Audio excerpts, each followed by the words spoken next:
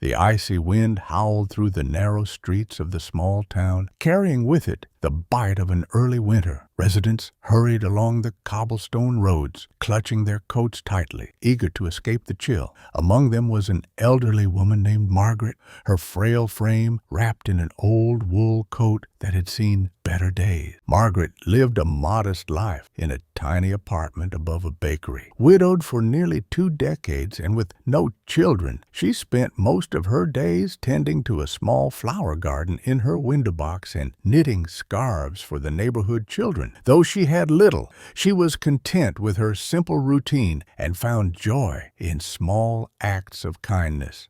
That particular evening, as she made her way home from the market with a loaf of bread tucked under her arm, Margaret noticed a figure huddled in the doorway of an abandoned shop. It was a man, thin and shivering, his clothes tattered and insufficient against the freezing cold. Margaret hesitated, her heart aching at the sight. She had seen him around town before, always in the shadows, always alone. The other townsfolk avoided him, muttering about the dangers of trusting strangers. But Margaret wasn't like the others. She approached slowly, her footsteps light against the snow-dusted pavement. "Excuse me," she said gently. "Are you all right?" The man looked up, startled. His face was gaunt, his eyes hollow, but there was a flicker of surprise and perhaps gratitude in his gaze. "I'm fine," he muttered, though his chattering teeth betrayed him. Margaret frowned. "You don't look fine. You'll freeze out here in this weather." Without waiting for a response, she began unbuttoning her coat. "What are you doing?" the man asked, his voice tinged with alarm. "I'm giving you my coat," Margaret replied matter-of-factly. "You need it more than I do." "But you'll be cold," he protested, shaking his head. "I'll manage," she said firmly, draping the coat over his shoulders. "Now, no arguments. Wear it and stay warm." The man stared at her, stunned by her generosity. He hesitated for a moment before pulling the coat tightly around himself, his hands trembling. "Thank you," he whispered, his voice thick with emotion. Margaret smiled, her wrinkled face glowing with kindness. "No need to thank me. Just promise me you'll take care of yourself." That night, Margaret returned to her apartment, her body chilled, but her heart warm. She brewed a pot of tea and sat by the window, gazing out at the snowy streets below. Her thoughts kept drifting back to the man and the look of astonishment on his face. The next day, she visited the bakery downstairs, as she often did, to purchase a roll for breakfast. The baker, Mr. Thompson, greeted her with a curious look. "Margaret," he said, his voice filled with concern, "I heard you gave your coat to that vagrant by the old shop. Is that true?" "Yes, it is," Margaret replied, her tone calm. Mr. Thompson shook his head. "You have a kind heart, Margaret, but you can't help everyone. What if he sells that coat or gets into trouble? People like him, well, they're not always what they seem." "Perhaps," Margaret said, her gaze steady. "But kindness is never wasted, Mr. Thompson." The baker sighed, knowing there was no changing her mind. As the weeks passed, Margaret didn't see the man again.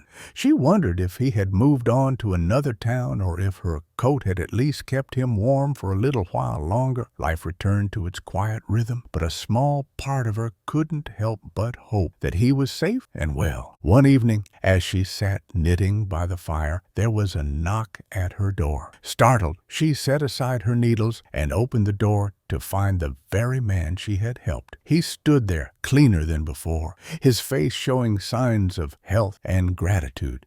He still wore her old coat, but now it looked less like a burden and more like a shield. "I'm sorry to bother you," he said, his voice steadier than she remembered, "but I had to thank you properly." Margaret's eyes widened in surprise. "You don't owe me anything," she said. "I only did what anyone should." He shook his head. "No one else would have done what you did. You saved my life that night." Margaret stepped aside. inviting him in from the cold. "Come in, let's have some tea." The man hesitated briefly before stepping into Margaret's small apartment. The warmth of the room enveloped him, and he closed his eyes for a moment, savoring the feeling. Margaret motioned for him to sit at the worn wooden table by the window while she bustled about, preparing tea. As she placed a steaming cup in front of him, Margaret took a seat across the table. She studied him quietly for a moment, noting the change in his appearance. Though still thin, his face had gained some color, and his eyes, once hollow, now carried a glimmer of life. "What's your name?" she asked gently. "Matthew," he replied, cupping the mug in his hands. "Matthew Carter." "Well, Matthew, it's a pleasure to officially meet you," Margaret said with a kind smile. "How have you been? I haven't seen you around town." Matthew nodded slowly, his gaze dropping to the tea. "After that night, something changed," he began. "I don't know if it was your kindness or just the realization that someone cared enough to help me, but I decided I couldn't keep living the way I was. I found a shelter nearby, and they helped me get back on my feet. It's been a long road, but I'm trying to turn my life around." Margaret felt a swell of pride and relief. "That's wonderful, Matthew. I'm so glad to hear that." He looked up at her, his eyes brimming with gratitude. "You don't understand, Margaret. That coat wasn't just a piece of clothing. It was a lifeline. You saved me in more ways than one." Margaret reached across the table, placing a hand over his. "I'm just glad you're all right. That's all that matters to me." As the night wore on, Matthew shared bits and pieces of his story. He had once been a carpenter, skilled with his hands and proud of his craft, but life had dealt him a series of harsh blows: the loss of his wife to illness, mounting debts, and eventually the loss of his home. "I didn't know where to turn," he admitted, his voice thick with emotion. I felt like I'd been forgotten by the world. But then you came along, and you reminded me that there's still good out there, that there's still hope." Margaret listened intently, her heart aching for the pain he had endured. "We all need a little help sometimes," she said softly, "and there's no shame in accepting it." Matthew nodded, his shoulders relaxing for the first time in what felt like years. Over the next few weeks, Matthew became a regular visitor at Margaret's apartment.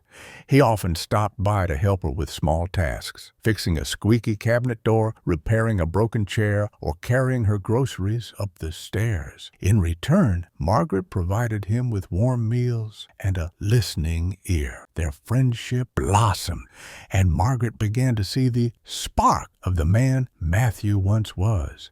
He spoke of finding work again, of rebuilding his life, and Margaret encouraged him every step of the way. One chilly afternoon, as they sat by the fire, Matthew glanced at Margaret with a thoughtful expression. "Margaret," he began hesitantly, "there's something I've been meaning to tell you, something I discovered recently." Margaret set down her knitting, her curiosity piqued. "What is it?" Matthew took a deep breath, as if summoning the courage to speak. "While I was at the shelter, I came across some old records. It turns out we're connected in a way I never expected." Margaret blinked, her brow furrowing in confusion. "Connected? What do you mean?" Matthew reached into his pocket and pulled out a folded piece of paper. He handed it to Margaret, his hands trembling slightly. As she unfolded the paper, her eyes scanned the words. It was a copy of a birth certificate.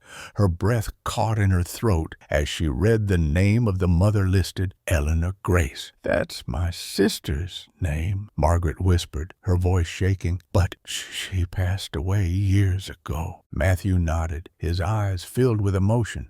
"I know. Eleanor was my mother, and that makes you my aunt." Margaret stared at him in disbelief, her mind racing. Memories of her sister flooded back, her laughter, her kindness, and the heartbreak of losing her too soon.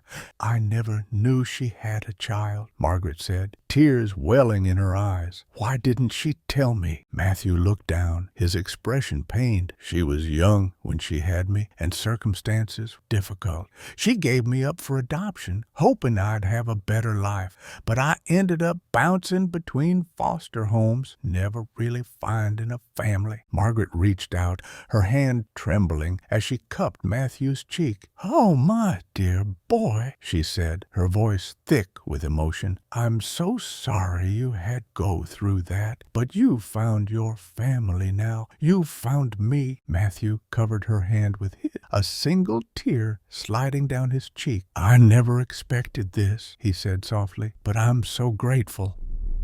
Finding you has changed everything." Margaret felt a wave of emotions she hadn't experienced in years: shock, joy, grief, and an overwhelming sense of love. She gazed at Matthew, seeing traces of her sister in his features, the curve of his jaw, the way his eyes softened when he smiled. "I can't believe it," Margaret murmured, her voice trembling. "All these years I thought Eleanor's memories was all I had left of her. But here you are, a living piece of her." Matthew smiled, though his expression was tinged with sadness. "I've spent most of my life feeling like I didn't belong anywhere. Knowing that you're my family, it's more than I ever hoped for." Margaret reached for his hands, holding them tightly in her own. "You belong here, Matthew, with me. You're not alone anymore." From that day forward, Matthew and Margaret's bond deepened. They became each other's family, filling the voids that life had carved into their hearts. Matthew found work as a carpenter in the town, his skills earning him a reputation as a reliable craftsman. With each project he completed, he felt a sense of purpose returning to his life. Margaret, too, found new energy and joy in their relationship. She delighted in hearing stories about Matthew's life, even the difficult ones, and sharing her own memories of Eleanor. Together, they pieced together the fragments of their shared history, creating a tapestry of connection that neither of them had expected.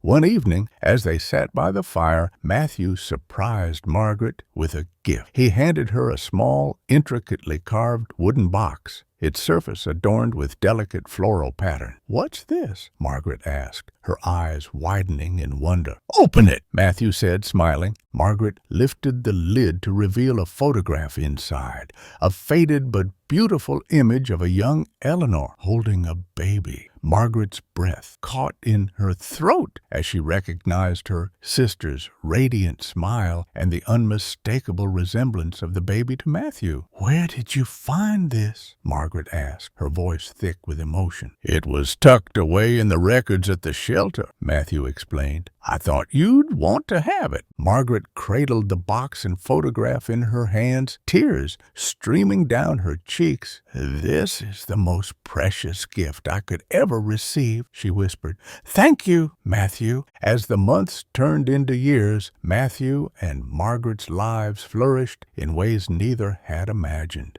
The once lonely man and the elderly woman, with a heart full of kindness, became pillars of their community. Together, they hosted gatherings in Margaret's modest apartment, inviting neighbors and friends to share meals and stories. The coat Margaret had given Matthew remained a symbol of their journey, a testament to the power of compassion and the unexpected paths it could lead to. One day, as they walked through the town square, a young woman approached them with a shy smile. "Excuse me," she said, her voice hesitant. "Are you the man who rebuilt the community center benches?" Matthew nodded, surprised. "Yes, I am. Why do you ask?" The woman's smile widened. "I just wanted to thank you. My father used to sit on those benches every morning before he passed, Seeing them restored, it means so much to me." Matthew was touched, his eyes glistening. "Thank you for telling me. That means a lot." Margaret watched the exchange with pride, marveling at how far Matthew had come. He had transformed not only his own life, but also the lives of those around him, simply by sharing his gifts and his heart. One crisp autumn morning, Margaret and Matthew stood in her flower-filled window box, watching the town wake up. The bakery downstairs was bustling with customers, the aroma of fresh bread wafting through the air. Margaret turned to Matthew, her smile warm and full of contentment. "You've brought so much light into my life," she said. "I hope you know that." "And you've given me more than I could ever repay," Matthew replied, his voice steady. "But if there's one thing I've learned, it's that family isn't about owing anything. It's about being there for each other no matter what." Margaret nodded, her heart swelling with love. No matter what. As they stood together, bathed in the golden light of a new day, Margaret knew that the simple act of giving away her coat had set into motion a chain of events that would forever change both their lives. It was a reminder that even the smallest gestures of kindness could ripple outward, creating connections and uncovering secrets that were meant to be found. And in those moments, Margaret and Matthew found not only each other, but also the strength to face whatever lay ahead. Together,